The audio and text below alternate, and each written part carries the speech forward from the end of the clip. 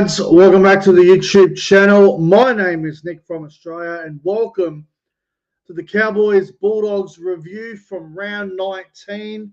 Obviously that game took place Saturday night. It is now Monday evening, so I just needed a little bit of time to reflect on the game itself. And we'll talk about it here this afternoon or this evening. I hope everyone's doing well, man. I hope everyone's doing fantastic. Big weekend for myself, obviously. I did the Cowboys Bulldogs live stream watch along on Saturday night. I want to thank everyone that tuned in. It was a great time. A lot of very entertaining. A lot of people enjoyed it. And obviously last night I went up there with my brother to the Gold Coast to the Titans and Broncos game. We do it every year. Me and my brother, we go up there to watch Titans and the Broncos. It's like a yearly brother tradition that we do. So it wasn't the greatest game in the world, but it was good to just go up and watch some footy. But before we go any further, I want to say hello to the live chat. As always, you guys keep the channel running. Hello to Jason Reader, one of the great moderators, one of the OGs of the channel. Shout out to Jason Reader in the live chat. Hello to Joshua. Hello to Lockie. Hello to Jeffrey. Hello to Will. Hello to everyone that's watching. I hope you guys are all doing fantastic.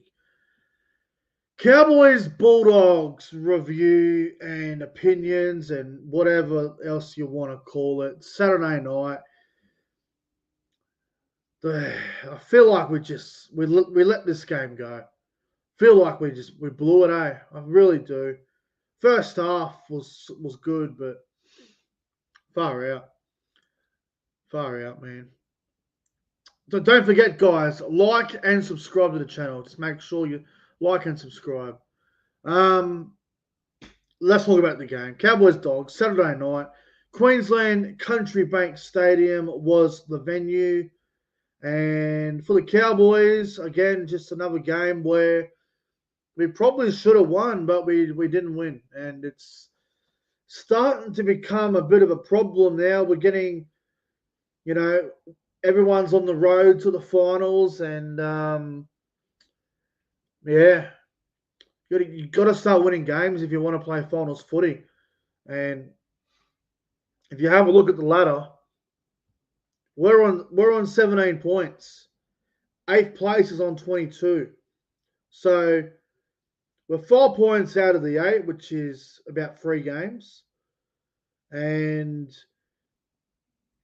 we need to start winning games, man. It's as simple as that. With 6 wins, 10 losses, 1 draw. We need to win, man. I'll tell you now, and I said this on Saturday night, if we had a loss to the Bulldogs, which we did, that Dolphins game on Thursday night is going to be season defining. It's going to be a big game. So I am prepared to say that if we lose to the Dolphins this Thursday night, then I think our season's over. Because then you're going to be relying on other results to go your way and all this situation. And the for and against doesn't matter because we have that odd point on the ladder. We have that, we're on 17 points.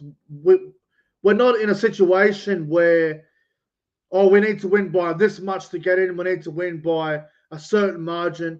That's not going to matter with the Cowboys because of the odd number that we're on. So, like I said, if we don't beat the Dolphins this Thursday night at Suncorp, our season's over. And if you watched the Dolphins last week, and again, I'm going to be as nice as I can on this. The Dolphins without Cody Nikorima are not the Dolphins that score 30 points. They're not that team. They are way, way off the mark.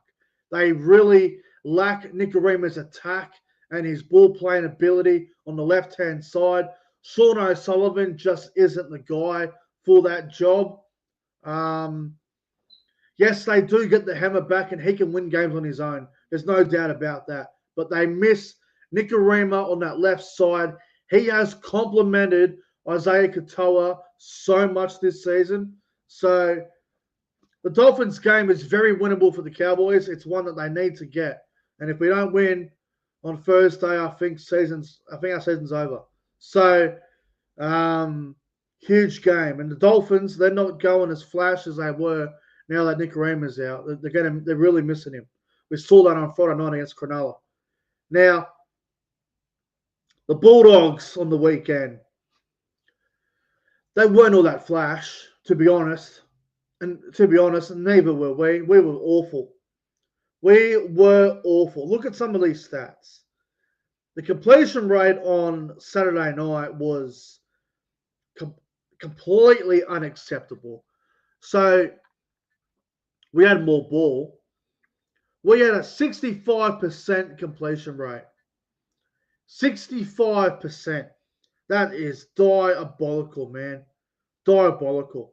We had 17 errors. 17 errors. That is absolutely disgusting. How do you expect to win games of football with 17 errors? That's basically 8 errors in one half and 9 in the other. That's just shocking. And the thing that has me concerned about it is it was a dry night in Townsville. There was no rain. The conditions were good. Why do we drop the ball so much? Like, even the Melbourne game last week, even though I felt like we were ripped off against Melbourne, errors again. I think we had 12 or 13 in that game. So errors are a problem. The completion rate's not good. Ball handling, I don't know what it is. I don't know if it's a confidence thing. I don't know if it's a mental thing. But holy crap, man. We need to work it out. We need to fix it up quick. If we can get it back down to 8 or 9 errors, that'll be fine, because you obviously expect a few errors in each game, right? So if we can get it from 17, 12 errors, get it back down to 7 or 8, that'd be good. That'd be good. Again, a couple of injuries, which I'm getting a little bit worried about now. Jordan McLean, he didn't finish the game off. He had an injury. So he apparently won't be available for the Dolphins game. Now, again, it's only speculation, but I am hearing a whisper that Jason Taumalolo will be named in the squad tomorrow. Not necessarily going to play, but he might give himself a chance, because round 21 is his scheduled return date, but we might have to bring him back early. So don't be shocked if you see Taumalolo tomorrow named in jersey 21 or jersey 20 or whatever. Don't be surprised if that happens. Again, John Bateman's probably another one. John Bateman's not due to return to round 21. He might also be named in the squad tomorrow. So Taumalolo and Bateman could be in the squad. Don't know if they play, but I think they're both going to give themselves every chance.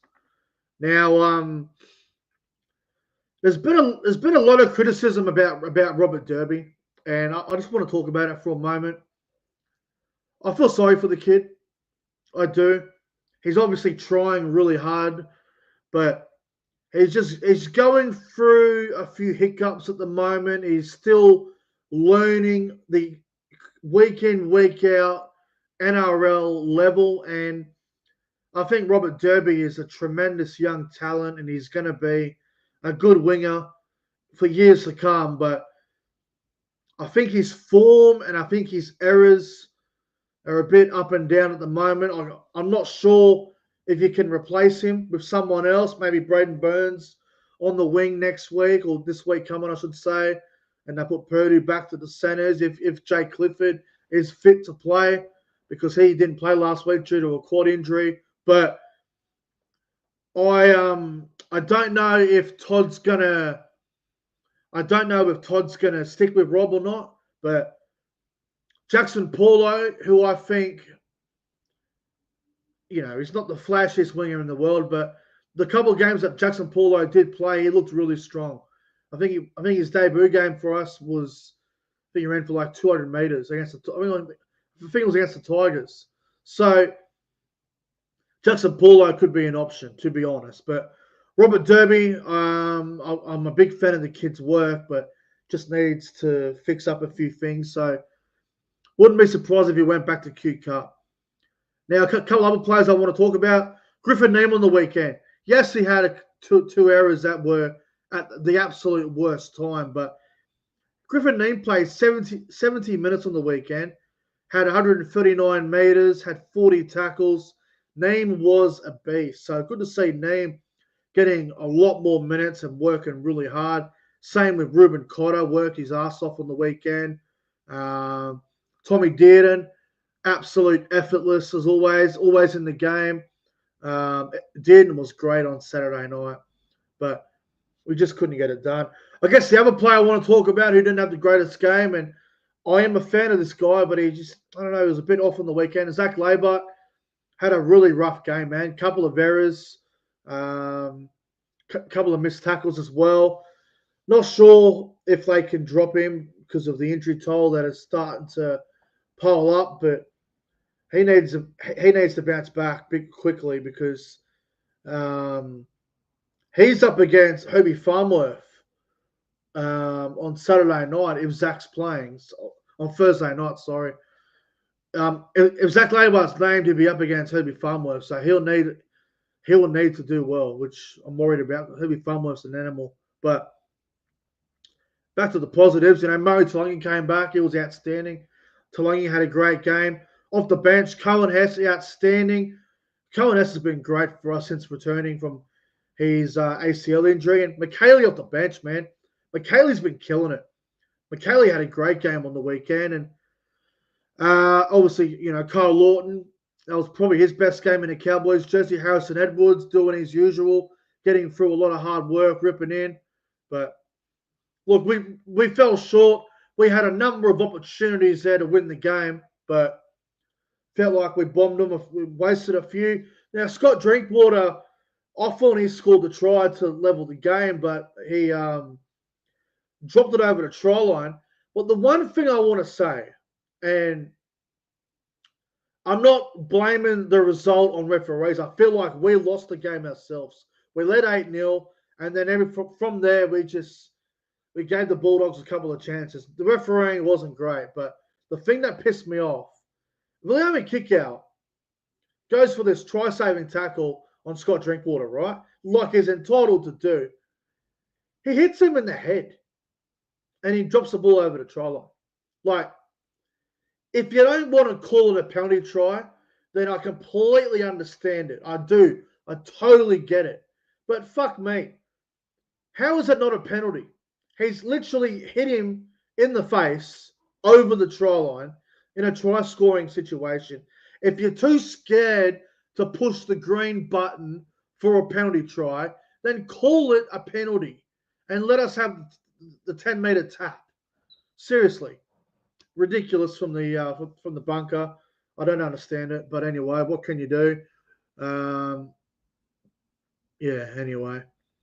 So yeah, obviously it's a huge game this week against the Dolphins, and we need to win or season might be over. But my player of the game for the Cowboys on the weekend against the Dogs, I'd probably have to go with Tom Dearden, although obviously Griffin Neem was very close. I think McKaylee and Hess were very good as well.